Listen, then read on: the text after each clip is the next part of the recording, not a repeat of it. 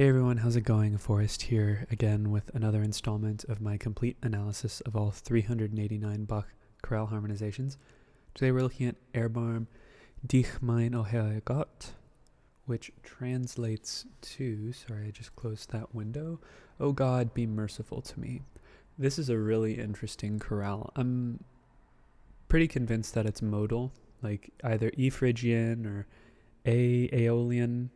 I don't know enough about Renaissance modal melodic writing to comment on what exactly is going on, but there's this fluidity between A minor and C major, and they're kind of treated interchangeably, which is what happens when for one, Bach experiments with harmony under a melody that's pretty clearly in an E, like an E Phrygian or C major kind of sound. It's flirting with the idea of E major or E Phrygian and C major, they use the same notes, but some of the sections, I'm analyzing this through a tonal lens, and there are some sections where it's just kind of interesting what he chooses to do. But anywho, let's get started with the analysis. So I think we start off in the realm of A minor, and I think we also end in A minor, so that's why I'm going to declare the first key as A minor. But we start off on a lowercase 5, which is really interesting because at this point, I don't know what, I'm hearing just natural notes, and it's kind of hard to tell what is the tonic, even though it starts on E and then goes F and E again. It goes to G sharp to A afterwards, so I feel like he's treating the pitch collection like a whole entity, and then kind of treating chords by kind of tonicizing them as he gets to them. I don't know. But we get a series of E minor chords on beats 1 and 2 of the next measure as well. And then we get an A minor chord in first inversion on beat 3, which is then followed by kind of we have A, D, F, and B, but I think this G sharp is actually what we're looking at, this G sharp and this E, so maybe we can call this a 5-6-5 because it's an E7 chord over G sharp, so first inversion. And then we go to a 1 chord in root position, just an A minor. We get their chord tones here, but the chord just reinverts, or just it turns into first inversion. And then we have a B minor 7 flat 5, so B half diminished over D going on right here. That's a 2-6-5. And then on this beat, we get 5. They're technically non-chord tones because it's kind of like a passing chord, but we'll call it 5. And then we cadence on 1. It sounds like a perfect authentic cadence to me, which is what makes it kind of interesting, because the melody feels like C major with this G to C leap, and then B to C, and then it ends on E though. We never get we get a perfect authentic cadence on C here, and we get a perfect authentic cadence on A minor here, but he spends the rest of the chorale in kind of this flux between C and other keys, which is kind of weird to the ear when I'm listening through a tonal lens or through a set of tonal ears. So we have E minor here, which would be another lowercase 5 chord, and it didn't quite sound, it sounded kind of like the beginning of the first phrase, so I didn't know what to analyze it as, per se, but it made sense, because it began the previous phrase with E minor. I wouldn't put it past Bach to start the next phrase with the same chord, right? But I think we do modulate to C major here because it sounds like 3, the 3 chord isn't necessarily what sounds like the modulation. It sounds like it had modulated before, but we know we're in the next key when we kind of get this next progression here, where we go from a C major chord in root position to a D, F, A, and B. It's another 2-6-5. Or, oh no, I'm sorry, we're in the key of C major now. Yeah, that looked weird to me, sorry. It would be a 7-6-5.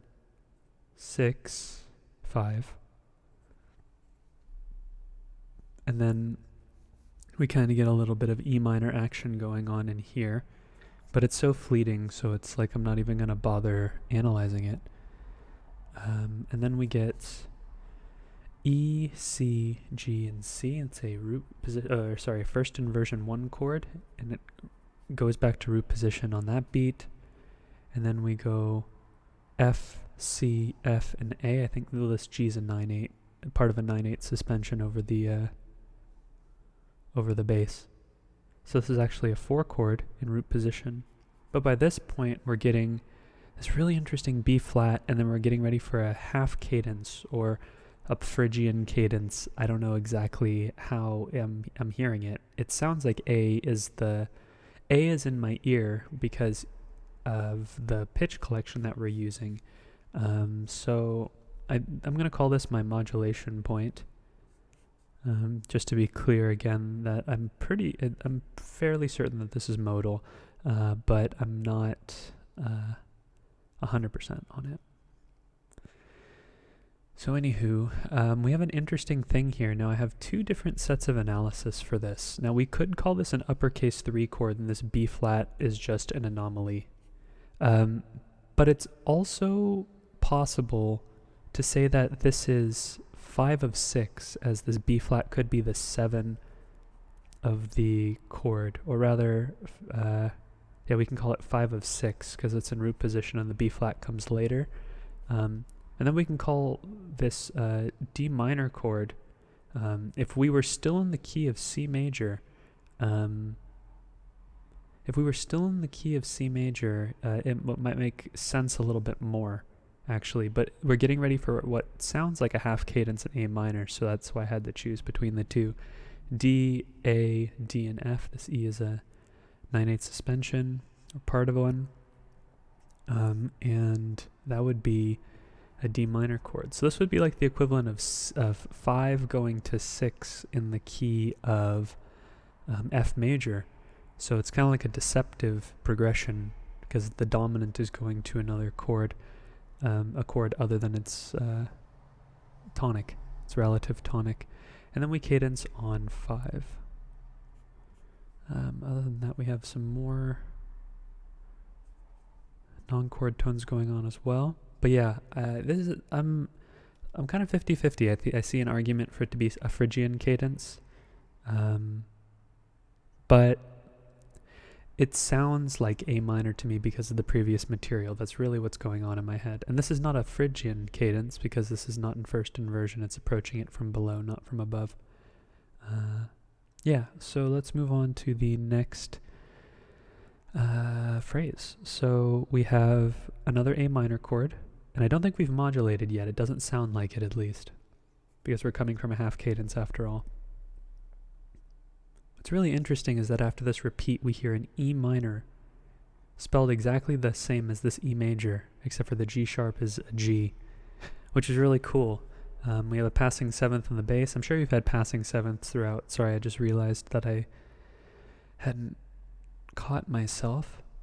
So this next phrase sounds very similar to the previous phrase, or the progression has the potential to be similar. We have an A minor chord with a passing 7th in the bass. We have an F major chord, which is a 6 chord. He really likes that sound. And then a passing 7th in the bass. And then we have D, D, F, and A. That is a 4 chord, a D minor triad with a passing 7th in the bass. And these are all in root position. B, F, and G, with the C going on right here. But I think that right now, these might be non-chord tones, or we kind of have like a 5 going to 1 here. But I really do think that this C, and this E are what we're listening for.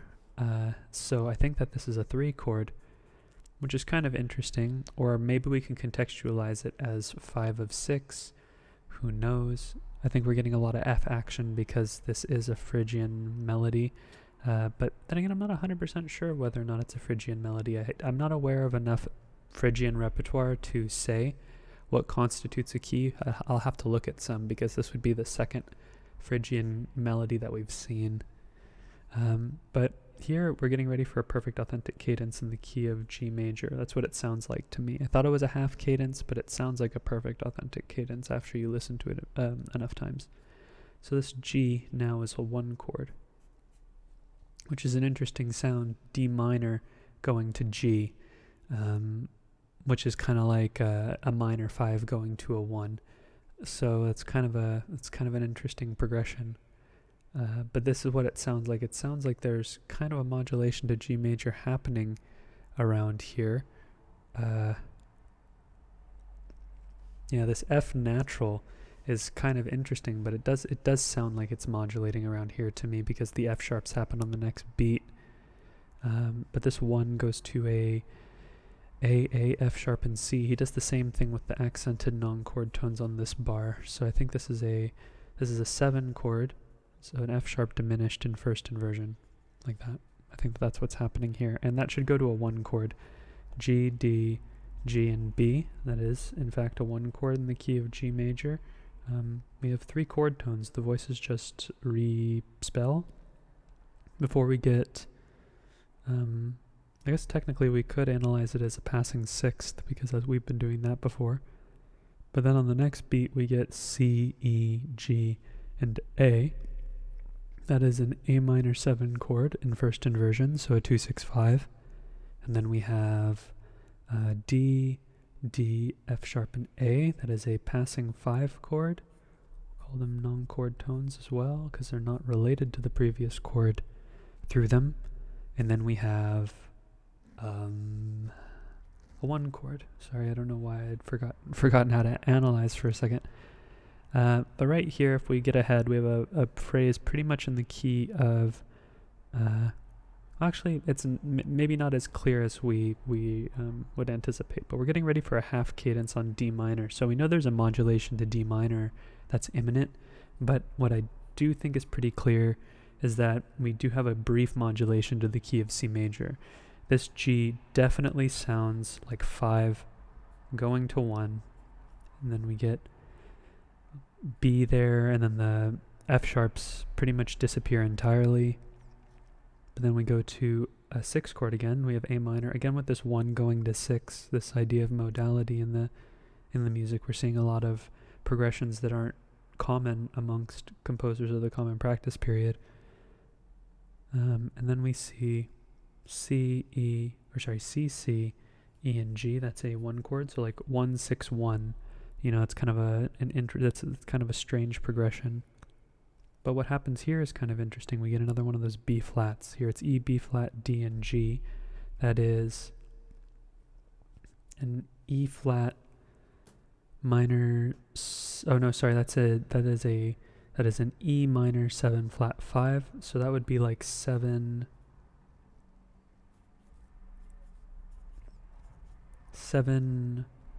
6, 5, half diminished of 4 if we're in the key of C major. But again, with this F major sounding like D minor sort of thing, like we have at the end of the major key sounding like the minor key, and vice versa, I think we go to the key of D minor here, and this is actually 2, 6, 5, which is really interesting because this half cadence in D minor, the idea that the relative major and relative minor are, there's a blurring of the line between them, that's what makes it feel like, that's what makes it feel modal to me, the fact that there isn't definition, or as much definition at least. And that 2 chord also, which happens on this and beat right here, put the in parentheses to differentiate it from the strong beat analyses, and then we get F, A, C, and A. Again, that's sort of like a deceptive progression because we would expect E to go to F, right? We thought we would be going to the key of F here, which is what it sounds like, but I'm analyzing it all in D minor because they share the same pitch collection, and really there's no, I don't think there's a consensus analysis about it, to be honest. It just sounds like D minor, even though that's the chord that they're modulating. It would be like 2 in the key of D minor, but it sounds like a dominance happening because it goes to its dominant. So anywho, sorry for that long-winded rant. We have A, C sharp, and F. I think this is just counterpoint, and we're looking at this B and this D here. Or no, so yeah, we're looking at B, A, D, and F. B, D, A, and F. That would be a 6 chord going on right here. I'm trying to, yeah, I think that, well, actually, let's see. We have A, C sharp, and F. I think this A, C sharp, and F. That would be a 3 augmented chord. But that doesn't sound right to me. That doesn't seem like an analysis that would be likely. We definitely end on 5, and then we have D, and then we definitely have 1 here in root position. But what happens on, oh, well, here we get another 5 chord, but it's in root position. So it's being followed by a 5 chord in first inversion. So what chord would we likely see? I think, well, A, C sharp, and F is what makes it interesting. I wonder if I made a mistake. Let's see, it's in the melody, it's, let's see, in the melody, sorry, this is me working out the analysis in real time. If we have an F in the melody, it is C, G, A, E. That's a typo, is it? Is it a typo? It is a typo. That's supposed to be an E. Holy smokes. Wow, that's actually an E. That makes so much more sense. Okay, well, let's erase our analyses there. I had to confer with the addition. I input all these chorales myself into my software so that it's easier to analyze, and I had a typo. So that's pretty crazy. But that being said, that makes a lot more sense. That makes a lot more sense right here. Let's call that a 6, not 6, 6. 5, 3, 1, and 5. Okay, very good. So if we're getting ready to look ahead at our next cadence, which I actually didn't write the fermata in for, which is right here. I'll write the end one too. This is a perfect authentic cadence in the key of C major. And this sounds like just a complete change of character just very immediately. We go from A major to A minor, and it doesn't sound like the same key. We get an A minor chord here, which is 5 with a passing 7th in the bass. We then have, we then have a 4 chord, F, A, C, and A, which is an F major triad.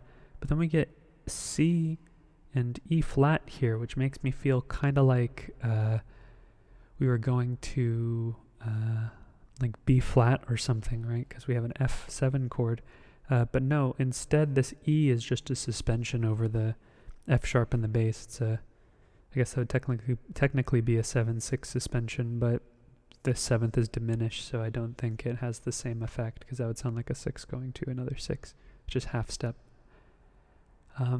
But this F sharp diminished chord would be, this F sharp fully diminished 7th chord would be 7 of 5, because F sharp is the leading tone to G, and then we do get a 5 chord afterwards, and then we have A, C, C, and E, passing tones in the lower voices.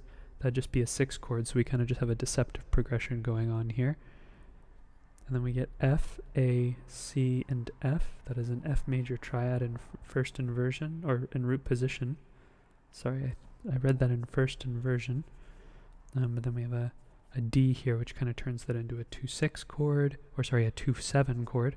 And we have G, G, C, and E. I think these are this is a suspension, so we'll call this a 5 chord.